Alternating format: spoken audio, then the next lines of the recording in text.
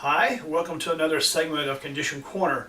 Today we're going to talk about GERD, which is an abbreviation for gastroesophageal reflux disease, better known as heartburn. Some people call it indigestion. And what a lot of individuals do when they have this is they either avoid the foods that they think are causing it, or more problematic, they begin to start taking a bunch of antacids. There's no shortage of things you can choose from the thing that consumes 47 times its weight in excess stomach acid or whatever it is. But you're looking for these things and you're reaching for these things, and yes, it does help quell the symptoms. But you're also getting more than your fair dose of aluminum. Many of these things have aluminum salts in them. Aluminum is tied into Alzheimer's, so a long-term repeated use of these can give rise to those issues. And the other problem, of course, is that your stomach is supposed to be acid. Your stomach has to break down your proteins. It has to be acid in order to absorb your minerals. And when you use these things on an ongoing basis, you're actually neutralizing the effects of the acids that are supposed to be in there to begin with. So there's actually three causes that we find of individuals who have GERD.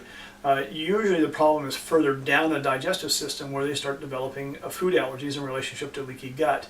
And one of the mechanisms of the food allergies actually trigger the parietal cells in your stomach to make more hydrochloric acid. So we identify this gastrointestinal issue, we deal with that, and that then will actually correct the cause of the GERD. Now sometimes individuals have H. pylori. That's a bacteria that can cause ulcers.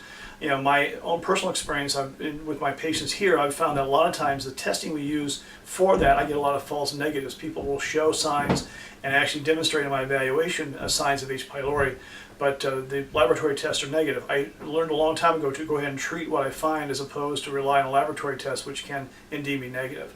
And the last one's hiatal hernia. That's a mechanical situation where the esophagus is actually sliding slightly up into the thoracic cavity, a tear in the diaphragm, allowing that to take place.